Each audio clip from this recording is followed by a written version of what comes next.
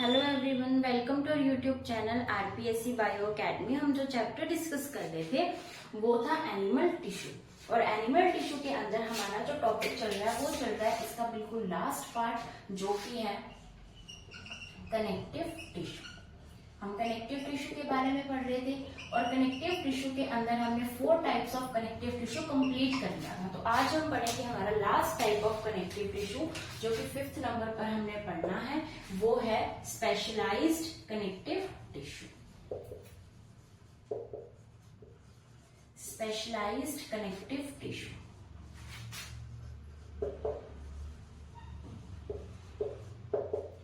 इसके अंदर हमारे सामने आएंगे, पहला आएगा स्केलेटल कनेक्टिव टिश्यू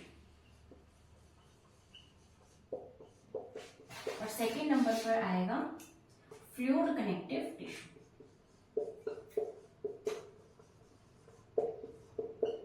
तो ये 2 तरीके के टिश्यूज आते हैं किसके अंदर, स्पेशलाइज्ड कनेक्टिव टिश्यू के अंदर। अगर हम देखें स्केलेटल के अंदर, तो स्केलेटल के अंदर हमने पढ़ना है कार्टिलेज को और हमने पढ़ना है बोन्स को। तो कार्टिलेज और बोन्स के बारे में हम पढ़ेंगे यहाँ पर। और फ्लूइड कनेक्टिव टिश्यू के अंदर आएगा ब्लड एंड लिम्फ, जो कि हम सर्कुलेटरी सिस्टम के अंदर बहुत अच्छे से पढ़कर आ चुके हैं। तो सारा का सारा मैटर इसके अंदर हमने वही पढ़ना है जो हम पढ़ चुके हैं, तो हम इसके ऊपर टाइम वेस्ट नहीं करेंगे। हम क्या पढ़ेंगे, हम पढ़ेंगे इस चैप्टर के अंदर कार्टिलेज के बारे में, बोन्स के बारे में, और फिर ये चैप्टर हमारा फिनिश हो जाएगा। तो आज हम स्टार्ट कर रहे हैं कार्टिलेज को।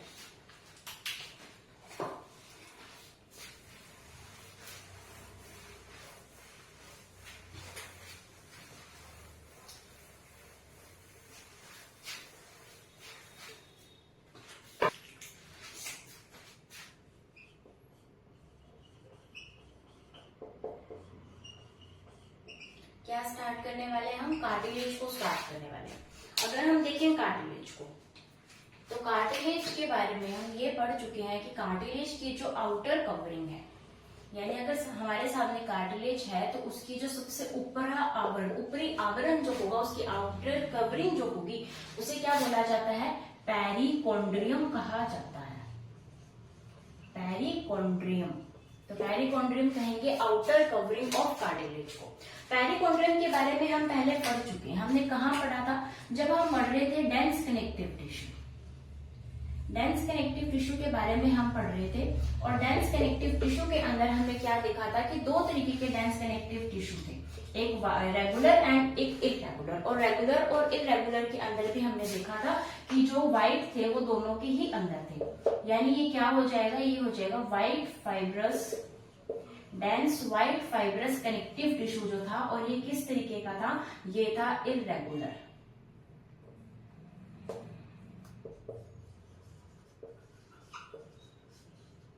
हमने जब इरेगुलर कनेक्टिव टिश्यू पढ़ा था या नॉन रेगुलर कनेक्टिव टिश्यू पढ़ा था, तो उसके अंदर हमने white and yellow 2 fibrous connective tissue देखे थे। हमने सारे एग्जांपल्स एक साथ देखे थे और उसके अंदर कहा था कि जो हार्ड कवरिंग है वो सारी किसकी बनी होगी, वो सारी बनी होगी व्हाइट फाइब्रस कनेक्टिव टिश्यू की। और जो थोड़ी सी इलास्टिक कवरिंग है, जो थोड़ी सी फ्लेक्सिबल कवरिंग है, वो सारी yellow fibrous irregular connective tissue की बनी होगी। तो उसके अंदर हमने पेरिकोन्ड्रियम को कहाँ रखा था, व्हाइट फाइब्रस कनेक्टिव टिश्यू के अंदर ही रखा था। तो पेरिकोन्ड्रियम उसकी बनी होती है। उसके बाद हम बात करें कि कार्टिलेज को बनाता कौन है। कार्टिलेज बनाने वाली जो सेल्स होती हैं उसे बोला जाता है कॉन्ड्रियोब्लास्ट। क्या कहेंगे हम, कॉन्ड्रियोब्लास्ट, कार्टिलेज को बनाने वाली सेल्स। ठीक है, अगर मैं यहाँ पर एक कार्टिलेज बनाऊं, अगर हम यहाँ पर एक कार्टिलेज बनाएं, तो इस कार्टिलेज के अंदर क्या है कि जो कार्टिलेज बनाने वाली जो कॉन्ड्रियोब्लास्ट है वो कहाँ प्रेजेंट होती है, इसकी पेरिफेरी के पास प्रेजेंट होती है। तो कार्टिलेज बनाने वाली जो सेल्स है, जिसको हमने क्या नाम दिया है, कॉन्ड्रियोब्लास्ट, वो कहाँ प्रेजेंट होती है, इसकी पेरिफेरी के अंदर प्रेजेंट होती है। ऐसा क्यों होता है कि कॉन्ड्रियोब्लास्ट इसके अंदर प्रेजेंट नहीं होती, क्योंकि इसकी पेरिफेरी पर ही क्या प्रेजेंट है, ब्लड का जो सर्कुलेशन है वो यही हो पाता है। यानी ब्लड का जो सर्कुलेशन है वो यहाँ पर लिमिटेड है, और कहाँ तक लिमिटेड है, इसकी पेरिफेरी तक ही लिमिटेड है। यानी किसी भी कार्टिलेज के अंदर वाली साइड यहाँ पर क्या है, मैट्रिक्स, मैट्रिक्स के अंदर किसी भी तरीके का ब्लड सर्कुलेशन नहीं हो पाता, ब्लड की जो सप्लाई है वो कार्टिलेज के अंदर तक नहीं हो पाती, इसकी ऊपर पेरिफेरी तक ही हो पाती है। इसलिए जो कॉन्ड्रियोब्लास्ट सेल्स हैं वो कहाँ प्रेजेंट होंगे, पेरिफेरी के ऊपर प्रेजेंट होंगे, और ये क्या बनाएंगे, ये बनाएंगे कार्टिलेजेस। अब जो ये हमारे पास क्या बना है, एक हमने कार्टिलेज बनाया है, इस कार्टिलेज के अंदर क्या होगा, मैट्रिक्स प्रेजेंट होगी। इसके अंदर ये सारी क्या प्रेजेंट है, इसके अंदर मैट्रिक्स प्रेजेंट है, और यहाँ पर ये जो मैट्रिक्स है ये इस तरीके की जो है सर्कुलर शेप्स बनाएंगी। यहाँ पर क्या बनेगी, इस तरीके की सर्कुलर शेप्स बनेंगी, यहाँ पर गैप्स बनेंगे, और इन गैप्स को भी नेम दिया जाता है, इन्हें बोला जाता है लैक्यूनी। क्या बोला जाता है, लैक्यूनी। ये कौन सा पार्ट है, इसकी मैट्रिक्स का पार्ट है, जहां पर ब्लड सप्लाई नहीं हो पा रही, लेकिन यहाँ पर मैट्रिक्स जो कुछ स्पेसेस जो है उसे बनाती है, उसे हम क्या बोलते हैं, उसे लैक्यूनी कहा जाता है। और एक लैक्यूनी के अंदर 2 से 3 जो है सेल्स पाई जाती हैं। इस लैक्यूनी के अंदर क्या पाई जाती हैं, 2 से 3 कह सकते हैं, कभी 4 भी कह सकते हैं हम। तो इस लैक्यूनी के अंदर कुछ इस तरीके की सेल्स पाई जाती है, और इस सेल्स को क्या बोला जाता है, इन सेल्स को बोला जाता है कॉन्ड्रियोसाइट। क्या कहेंगे, कॉन्ड्रियोसाइट। और ये कैसी होती हैं, इनएक्टिव होती हैं। इसे हमने इनएक्टिव हमें कहना ही था, क्योंकि यहाँ पर क्या हो रही है, ब्लड की तो सप्लाई हो नहीं पा रही है, तो ये सेल्स कैसे होती हैं, इनएक्टिव सेल्स होती हैं, जो कि कहाँ प्रेजेंट होती हैं, कार्टिलेज के अंदर प्रेजेंट होती है। यानी कार्टिलेज को बनाने वाली सेल्स कॉन्ड्रियोब्लास्ट है, कार्टिलेज की लैक्यूनी में प्रेजेंट सेल्स कॉन्ड्रियोसाइट है, और कार्टिलेज को डिस्ट्रॉय करने वाली सेल्स कौन सी होती है, कॉन्ड्रियोब्लास्ट। कॉन्ड्रियोब्लास्ट क्या करती है, ये करती है डैमेज, किसे, कार्टिलेज को। यानी कार्टिलेज को डैमेज करने वाली, उसको खत्म करने वाली सेल्स को क्या कहेंगे, कॉन्ड्रियोब्लास्ट। कार्टिलेज को बनाने वाली कॉन्ड्रियोब्लास्ट, और कार्टिलेज के अंदर जो सेल्स प्रेजेंट है उसे बोला जाता है कॉन्ड्रियोसाइट। ठीक है, और ये जो यहाँ पर स्पेसेस बन रहे हैं उसे क्या बोला जाता है, लैक्यूनी बोला जाता है। और यहाँ पर इसकी क्या प्रेजेंट है, हमारे सामने है कि इसकी मैट्रिक्स प्रेजेंट है। तो जो इसकी मैट्रिक्स है वो किसकी बनी होती है, म्यूकोपॉलीसेकेराइड, और वो किसकी बनी होती है, hyaluronic एसिड की बनी होती है। और ये जो hyaluronic एसिड है ये हमने पहले भी डिस्कस कर चुके हैं कि हमारी बॉडी में बहुत ज्यादा अमाउंट में पाया जाता है, और इस hyaluronic एसिड के साथ यहाँ पर क्या प्रेजेंट होती है, कॉन्ड्रियोटिन 6 फॉस्फेट, कॉन्ड्रियोटिन 6 सल्फेट आएगा।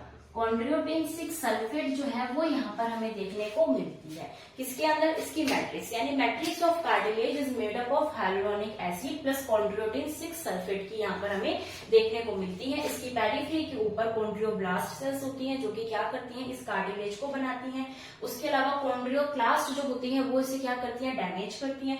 कॉन्ड्रियोब्लास्ट इस कार्टिलेज को तोड़ने के लिए, इसको खत्म करने के लिए जरूरी है। तो इसके अंदर क्या ऐसी चीजें प्रेजेंट होती हैं, इसके अंदर प्रेजेंट होता है लाइसोसोम्स। तो लाइसोसोम का नंबर इन सेल्स के अंदर ज्यादा होता है, किसके अंदर, कॉन्ड्रियोसाइट्स के, कॉन्ड्रियोब्लास्ट के अंदर। तो कॉन्ड्रियोब्लास्ट में लाइसोसोम का नंबर ज्यादा होता है। लाइसोसोम का नंबर ज्यादा होने की वजह से यहाँ पर हाइड्रोलिटिक एंजाइम्स जो होते हैं वो भी क्या बनते हैं, ज्यादा बनते हैं। और इन हाइड्रोलिटिक एंजाइम की हेल्प से ही क्या हो पाता है कि यहाँ पर जो हमारे सामने ये बनी है कार्टिलेज, उसको क्या किया जा सकता है, उसको डैमेज किया जा सकता है, उसको खाया जा सकता है, उसका भक्षण किया जा सकता है, किसके द्वारा, कॉन्ड्रियोब्लास्ट के द्वारा। रीजन क्या है, लाइसोसोम का नंबर ज्यादा होना। और इसको बनाएगा कौन, कॉन्ड्रियोब्लास्ट। इसके अंदर प्रेजेंट कौन सी सेल्स होगी, कॉन्ड्रियोसाइट सेल्स प्रेजेंट होती हैं।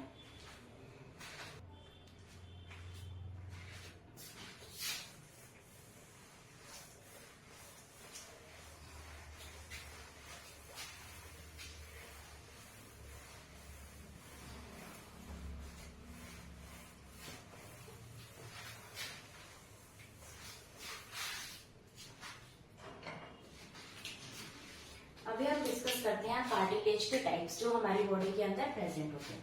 तो कार्टिलेज की हमारे सामने मेन 3 टाइप्स आते हैं। सबसे पहले आता है हायालिन कार्टिलेज। हायालिन कार्टिलेज के बारे में हमने रेस्पिरेटरी सिस्टम के अंदर पढ़ा भी था, अब हम यहाँ पे वापस पढ़ने वाले हैं। फिर आएगा हमारे सामने फाइब्रस कार्टिलेज। कौन सा कार्टिलेज आएगा, फाइब्रस कार्टिलेज। और फिर हमारे पास आएगा कैल्सीफाइड कार्टिलेज, जो कि क्या है, एक मॉडिफाइड हायालिन कार्टिलेज है।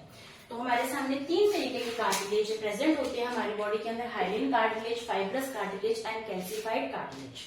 ठीक है, अभी हम बात करते हैं फाइब्रस कार्टिलेज। तो फाइब्रस कार्टिलेज जो है ये दो तरीके का होता है, एक आएगा इलास्टिक फाइब्रस कार्टिलेज और एक आएगा व्हाइट फाइब्रस। इसे इलास्टिक के साथ साथ हम येलो फाइब्रस भी कह सकते हैं। तो हमें इसके नाम से ही पता चल रहा है कि इसके अंदर कौन से फाइबर्स प्रेजेंट होंगे, येलो फाइबर्स या फिर इलास्टिक फाइबर्स प्रेजेंट होंगे, और व्हाइट फाइबर्स के अंदर कौन से प्रेजेंट होंगे, यहाँ पर प्रेजेंट होंगे व्हाइट फाइबर्स या फिर यहाँ पर कोलेजन जो है वो प्रेजेंट होगा। ठीक है, तो हमने कितने में डिवाइड किया, उसको 3 में डिवाइड किया, हायालिन, फाइब्रस एंड कैल्सिफाइड। अब हम इन्हें एक एक करके पढ़ते हैं। तो हमारी सबसे पहली कार्टिलेज कौन सी है, हायालिन कार्टिलेज।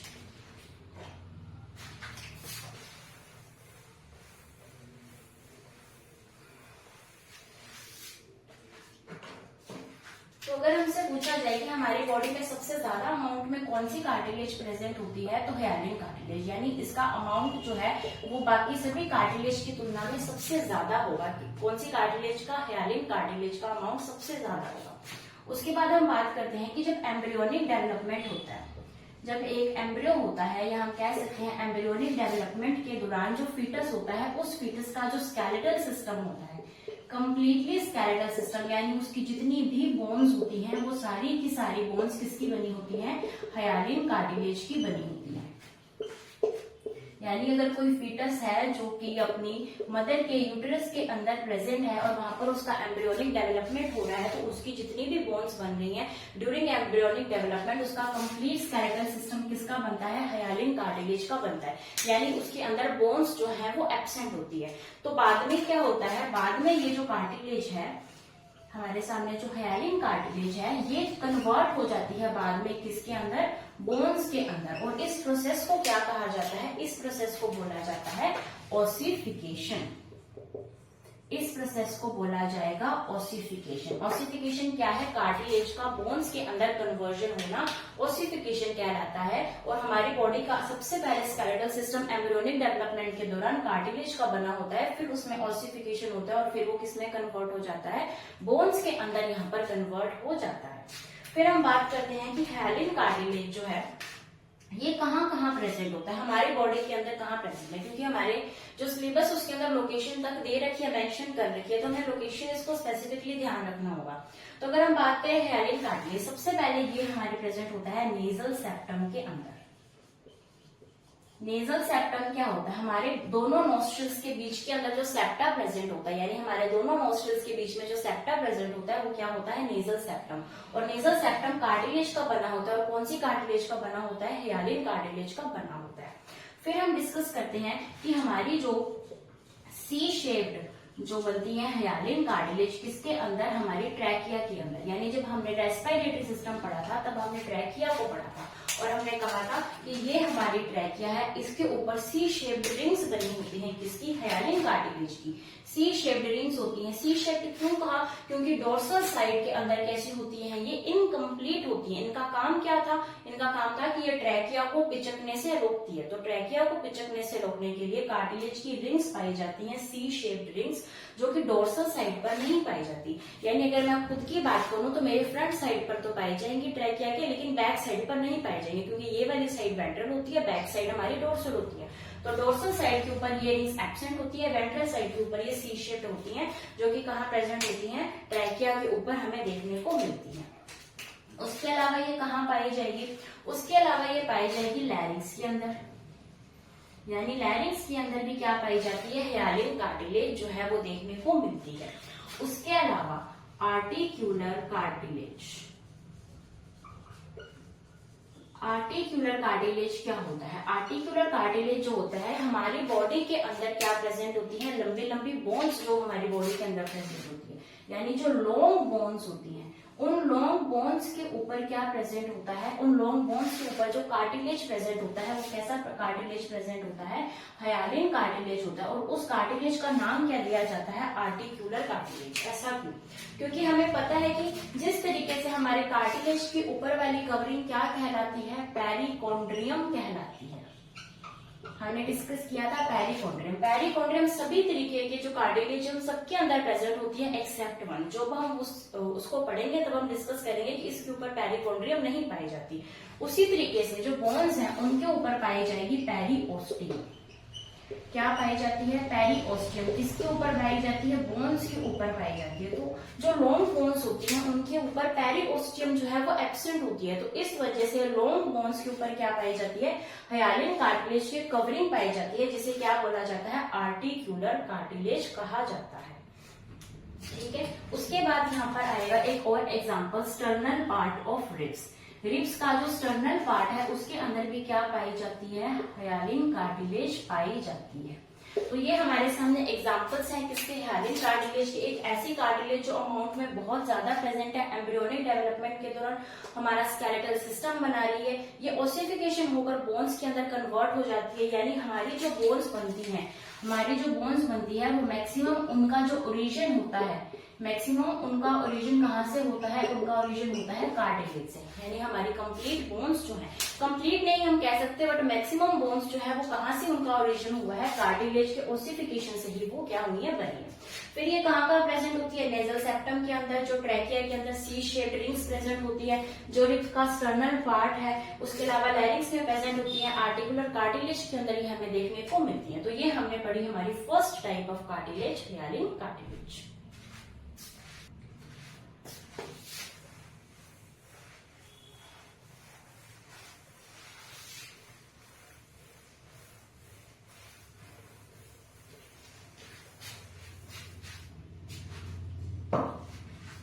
अभी हम इसके बारे में बात करते हैं। हमारी सेकंड जो फाइब्रस है, सेकंड पार्ट कौन सा है? फाइब्रस। और फाइब्रस के अंदर हम स्टार्ट कर रहे हैं इसका ए पार्ट, जो कि है elastin fibrous cartilage. Elastin fibrous cartilage, अगर हम इसके अंदर बात करें तो पेरिकोन्ड्रियम इसके अंदर प्रेजेंट होती है। इसके अंदर क्या प्रेजेंट होती है? पेरिकोन्ड्रियम हमें देखने को मिलती है। उसके बाद हम डिस्कस करें कि जो इलास्टिन फाइबर्स है इनके अंदर कौन से फाइबर्स पाए जाएंगे, तो इनके अंदर हमें येलो फाइबर्स जो है वो देखने को मिलते हैं, या फिर हम क्या कह सकते हैं? इलास्टिन फाइबर्स हमें देखने को मिलते हैं। और इन येलो फाइबर्स की वजह से इनका जो कलर होता है हमें जो देखने को मिलता है वो दिखता है लाइटिश, लाइट येलोइश सा कलर हमें देखने को मिलता है। जब हमने क्या डिस्कस किया था? अभी हाइयालिन कार्टिलेज डिस्कस की थी। उस हाइयालिन कार्टिलेज के अंदर हम ये देखना भूल गए थे कि इसका कलर किस तरीके का दिखता है। तो अगर हम बात करें हाइयालिन कार्टिलेज की, तो ये बिल्कुल ही ट्रांसपेरेंट होती है। ये कैसी देखने को मिलती है? बिल्कुल ये ट्रांसपेरेंट देखने को मिलती है, क्योंकि इसके अंदर जो फाइबर्स है वो एब्सेंट ही होते हैं, मतलब बहुत ही कम अमाउंट में हमें फाइबर्स देखने को मिलेंगे। इसके लिए इसकी जो मैट्रिक्स है वो बिल्कुल ट्रांसपेरेंट हमें देखने को मिलती है। जो ट्रांसपेरेंट ब्लूइश कलर होता है हमें वो देखने को यहाँ पर मिलता है, किसके अंदर? हाइयालिन कार्टिलेज के अंदर। और अगर आप बात करें इलास्टिन कार्टिलेज की, तो ये हमें येलो कलर की दिखती है, क्योंकि इसके अंदर क्या प्रेजेंट होते हैं? येलो फाइबर्स प्रेजेंट होते हैं। और यहाँ पर अगर हम बात करें कि इंपॉर्टेंट क्या है, इसकी लोकेशन इंपॉर्टेंट है, तो ये कहाँ प्रेजेंट होती है? ये प्रेजेंट होती है टिप ऑफ नोज, यानी हमारा जो नोज है, हमारा जो नाक है, उसकी टिप के ऊपर जो प्रेजेंट होती है वो कौन सा कार्टिलेज प्रेजेंट होता है? Elastin cartilage. लेकिन हमारे दोनों नोस्ट्रल्स के बीच में जो नेजल सेप्टम था वहां पर कौन सा प्रेजेंट था? हाइयालिन कार्टिलेज प्रेजेंट था। उसके अलावा ये प्रेजेंट होगी ईयर पिना पर, यानी हमारा जो ईयर पिना है, जो हमें एक्सटर्नल ईयर दिखा रहा है, जो कि मैमल्स का कैरेक्टर है ईयर पिना, ये ईयर पिना भी इलास्टिन कार्टिलेज का बना होता है। उसके अलावा यहाँ पर हमें देखने को मिलेगी यूस्टेशियन ट्यूब। यूस्टेशियन ट्यूब जो कि हमारी बॉडी को मेंटेन करती है, हमारी ईयर के अंदर प्रेजेंट होती है। हमारे ईयर के अंदर यूस्टेशियन ट्यूब प्रेजेंट होती है, जो कि हमें बैलेंस प्रोवाइड करवाती है, प्रेशर को बैलेंस करती है हमारी बॉडी के अंदर। वो ट्यूब भी किसकी बनी होती है? इलास्टिन कार्टिलेज की बनी होती है। उसके अलावा एपिग्लोटिस, एपिग्लोटिस जो ट्रैकिया के ऊपर प्रेजेंट होता है, जो कि फूड पार्टिकल को ट्रैकिया के अंदर आने से रोकता है, उसे क्या बोला जाता है? एपिग्लोटिस कहा जाता है। तो ये जो एपिग्लोटिस है ये भी किसका बना होता है? इलास्टिन कार्टिलेज का बना होता है। तो ये हमने देखा इलास्टिन कार्टिलेज के बारे में। इसके अंदर पेरिकोन्ड्रियम प्रेजेंट है, येलो फाइबर्स का बना हुआ है, इसलिए इसकी देखने में हमें येलोइश कलर की लगती है। ये कहाँ कहाँ प्रेजेंट है? टिप ऑफ नोज में, ईयर पिना में, यूस्टेशियन ट्यूब, एपिग्लोटिस। यानी हमें क्या याद रखना है इसके अंदर? टी याद रखना है बस। टी के अंदर ही ई छुपा हुआ है। टी को बोलते हैं तो हमें ई की साउंड दिखती है, तो टी ई से ही बाकी सारे हैं यहाँ पे, ठीक है। तो हम इसको इस तरीके से याद रख सकते हैं। अब हम चलते हैं हमारी जो नेक्स्ट व्हाइट फाइब्रस जो हमारे सामने कार्टिलेज आती है उसको डिस्कस करते हैं।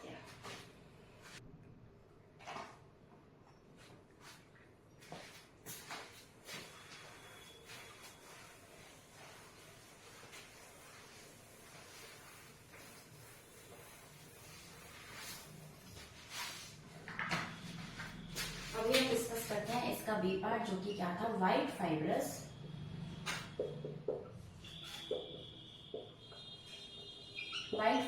जो कार्टिलेज है, ठीक है। इसके अंदर पेरिकॉन्ड्रियम जो है, इसके अंदर पेरिकॉन्ड्रियम एब्सेंट होता है। तो सिर्फ एक ही ऐसी कार्टिलेज है जिसकी आउटर कवरिंग ही एब्सेंट है, क्या, पेरिकॉन्ड्रियम। तो पेरिकॉन्ड्रियम एब्सेंट है, बहुत इंपॉर्टेंट बात है कि जो व्हाइट फाइब्रस कार्टिलेज होता है उसके अंदर पेरिकॉन्ड्रियम एब्सेंट होती है। उसके बाद हम डिस्कस करते हैं कि इसके अंदर क्या प्रेजेंट होते हैं, व्हाइट फाइबर्स जो है वो प्रेजेंट होते हैं। और व्हाइट फाइबर्स की वजह से ये कैसी कार्टिलेज होती है, ये कार्टिलेज थोड़ी स्ट्रॉन्ग होती है। कैसी होती है, स्ट्रॉन्ग कार्टिलेज हमें देखने को मिलती है। और इसके अलावा हमें इसके अंदर क्या याद करने हैं, इसके एग्जांपल्स यानी इसकी लोकेशन को देखना है कि ये कहाँ कहाँ प्रेजेंट होती है। तो सबसे पहले तो ये प्रेजेंट होती है, ये क्या बनाती है, प्यूबिक सिम्फाइसिस। प्यूबिक सिम्फाइसिस क्या है, प्यूबिक सिम्फाइसिस ये है कि जो पेक्टोरल गर्डल होता है, सॉरी पेल्विक गर्डल को जो दोनों आपस में जोड़ता है, यानी कि हमारे जो बॉडी है ये हमारा एब्डोमेन पार्ट है, इस एब्डोमेन पार्ट के नीचे यहाँ से क्या स्टार्ट हो रही है, जैसे कि लेग स्टार्ट हो रही है। तो इस रीजन के अंदर क्या प्रेजेंट होते हैं, यहाँ पर हमारे सामने पेल्विक गर्डल्स प्रेजेंट होते हैं। और इन पेल्विक गर्डल्स को जोड़ने के लिए जो स्ट्रक्चर बनती है वो कार्टिलेज की बनती है, उसका नाम क्या है, प्यूबिक सिम्फाइसिस। यानी हम दोनों जो गर्डल्स है, पेल्विक गर्डल्स को जोड़ने के अंदर कौन सी काम आती है, प्यूबिक सिम्फाइसिस। ये हम अच्छे से पढ़ेंगे जब हम स्केलेटल सिस्टम को पढ़ेंगे। तो हम देखेंगे पेक्टोरल गर्डल कौन से होते हैं, पेल्विक गर्डल कौन से होते हैं। पेल्विक गर्डल्स के दो हाफ पार्ट्स होते हैं, उन दोनों हाफ पार्ट्स को आपस में जोड़ने के लिए क्या काम आती है, प्यूबिक सिम्फाइसिस काम में आती है। उसके अलावा ये इंटरवर्टिब्रल डिस्क में भी प्रेजेंट होती है, यानी हमारे जो वर्टिब्रल कॉलम है उस वर्टिब्रल कॉलम के अंदर वर्टिब्रे प्रेजेंट है। उन वर्टिब्रे को आपस में, जैसे इस तरीके से जो वर्टिब्रे हैं ये प्रेजेंट है, तो इन वर्टिब्रे को आपस के अंदर जोड़ने के लिए जो कार्टिलेज यहाँ पर प्रेजेंट होती है वो कार्टिलेज कौन सी है, यही व्हाइट फाइब्रस। क्योंकि ये थोड़ी सी स्ट्रॉन्ग है तो इनको ऐसी जगह पर ऐड होना पड़ेगा जो जिस चीज को ये थोड़ा सा मजबूत बना सके, यानी ज्यादा इलास्टिक नहीं होनी चाहिए, ज्यादा फ्लेक्सिबल नहीं होनी चाहिए। तो इसकी वजह से इसको यहाँ पर डाला गया जहां पर क्या चाहिए, थोड़ी सी स्ट्रॉन्गनेस की जरूरत है। तो इसलिए ये कहाँ प्रेजेंट है, दो वर्टिब्रे के बीच में प्रेजेंट है, या फिर हम कह सकते हैं कि प्यूबिक सिम्फाइसिस जो है वो ये बनाती है। कौन बनाती है, व्हाइट फाइब्रस कार्टिलेज बनाती है। तो अब हम चलते हैं हमारे थर्ड टाइप ऑफ कार्टिलेज की तरफ।